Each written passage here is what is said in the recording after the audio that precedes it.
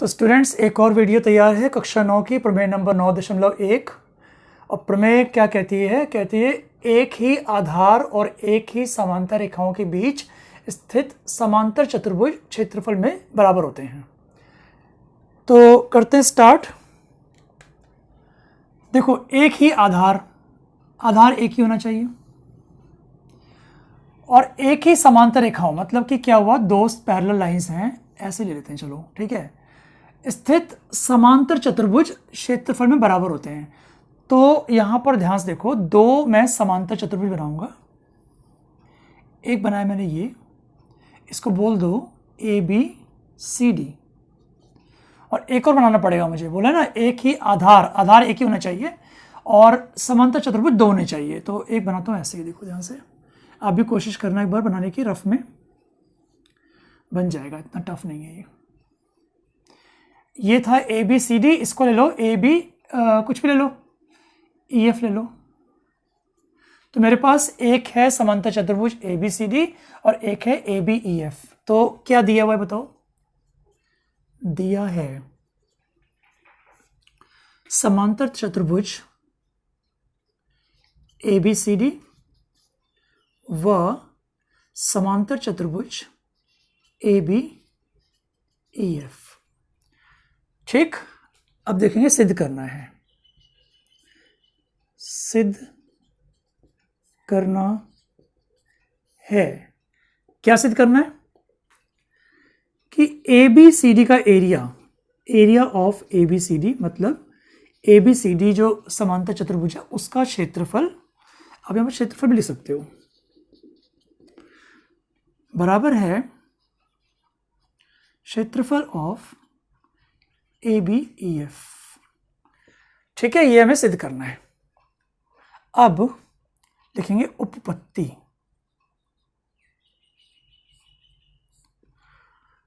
आप लोग त्रिभुज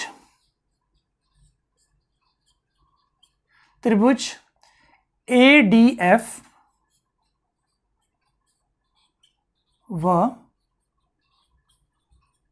त्रिभुज BCE, इन दोनों त्रिभुज पर फोकस करना। ठीक है, आप चाहो तो त्रिभुज ना लिखो चलेगा, क्योंकि त्रिभुज ऑलरेडी ट्रायंगल बना दिया मैंने वो।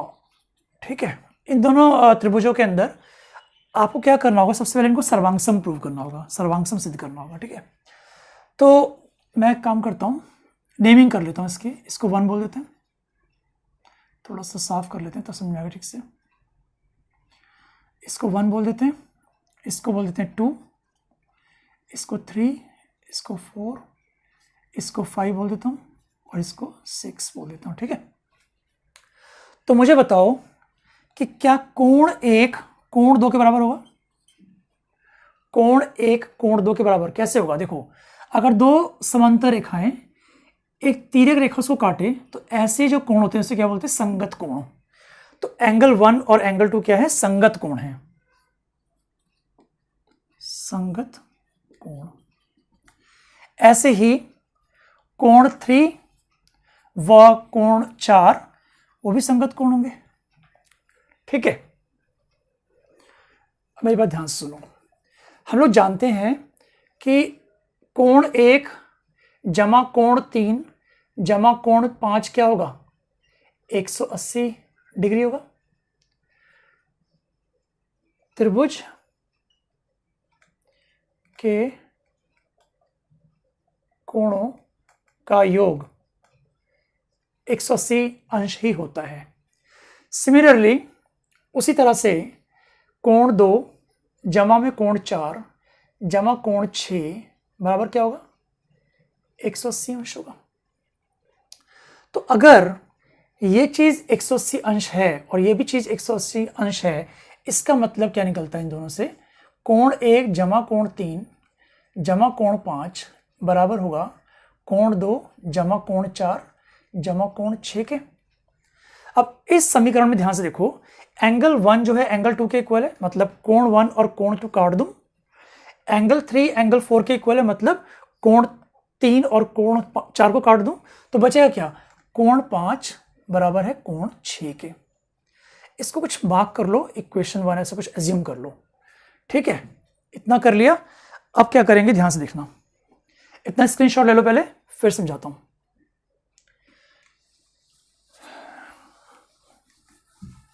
अब आ जाओ त्रिभुज ADF व त्रिभुज BCE में, इन दोनों त्रिभुजों को हम सर्वांग सम सिद्ध करेंगे। कैसे, देखो AD बराबर होगा BC के। क्या है AD और BC? समांतर चतुर्भुज, ऐसे लिख सकते हो, पैरेललोग्राम लिख दो।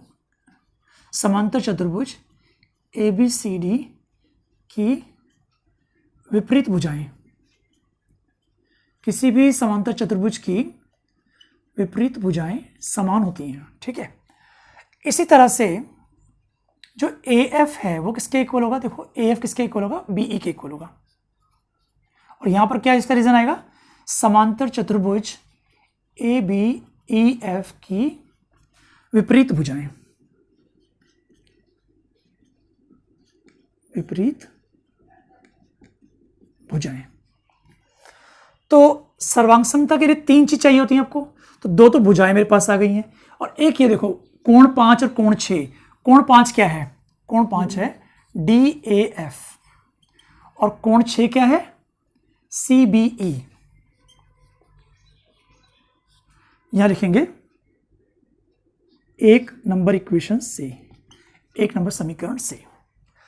तो इन 3 चीजों से हम बोल सकते हैं कि त्रिभुज ADF सर्वांगसम है त्रिभुज BCE के। अब ये देखो ध्यान से, सर्वांग समता का कौन सा नियम यहां पर लागू होगा।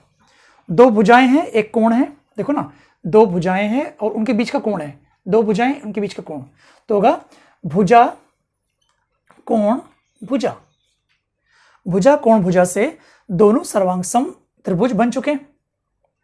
इसके बाद देखो मैं करता हूं आगे, तो लिखेंगे त्रिभुज ADF का क्षेत्रफल बराबर होगा त्रिभुज BCE के क्षेत्रफल के। रीजन क्या होगा, 2 सर्वांग सम त्रिभुज के क्षेत्रफल भी समान होते हैं, ठीक है। थोड़ी हिंदी मेरी पुअर है, बट कोशिश करना, आपको समझ में आ जाएगा। त्रिभुज ADF का क्षेत्रफल और त्रिभुज BCE का क्षेत्रफल समान हो जाएगा। तो अगर एक काम करें हम लोग, ABCF जो ब्लैंक एरिया आपको दिख रहा है ये वाला, इसका क्षेत्रफल दोनों तरफ ऐड कर दूं मैं, तो क्या बनेगी समीकरण, क्षेत्रफल ऑफ ट्राइंगल ADF, मतलब त्रिभुज ADF का क्षेत्रफल जमा में क्षेत्रफल किसका, चतुर्भुज ABCF का बराबर क्षेत्रफल त्रिभुज BCE जमा में क्षेत्रफल ABCF। देखो होता क्या इक्वेशंस के अंदर, अगर x इक्वल टू y है तो हम एक सेम चीज दोनों तरफ ऐड कर सकते हैं, रूल है ये, equals are added to equals, the wholes are equal. Sorry English बोल गया मैं। अगर 2 समान चीजों में एक समान चीज जोड़ी जाए तो पूरी चीज बराबर हो जाती है, ठीक है। तो ये हो गया ADF, ये रहा। अगर इसमें ABCF ऐड कर दूं तो क्या बन रहा है, ABCD बन रहा है। तो यहां से आएगा क्षेत्रफल समांतर चतुर्भुज ABCD इक्वल है क्षेत्रफल समांतर चतुर्भुज ABEF। तो यहां पर ये जो प्रमेय थी, प्रमेय नंबर 9.1 सिद्ध हो जाती है। यहां लिख दो हैंस प्रूव्ड, या फिर लिख दो, कुछ मत लिखो चलेगा, प्रूव तो अपने कर ही दिया है। तो मुझे लगता है कि आपको ये प्रमेय ठीक से आ गई होगी। थोड़ी प्रॉब्लम हो सकती है आपको, हिंदी मेरे ख्याल से मेरी पुअर है थोड़ी सी, मैं इंग्लिश में ही अपने लेक्चर्स देता हूँ। मेरी फर्स्ट टाइम कोशिश है, आप कमेंट बॉक्स में बताना कि मेरी हिंदी आपको कैसी लगी। Thank you.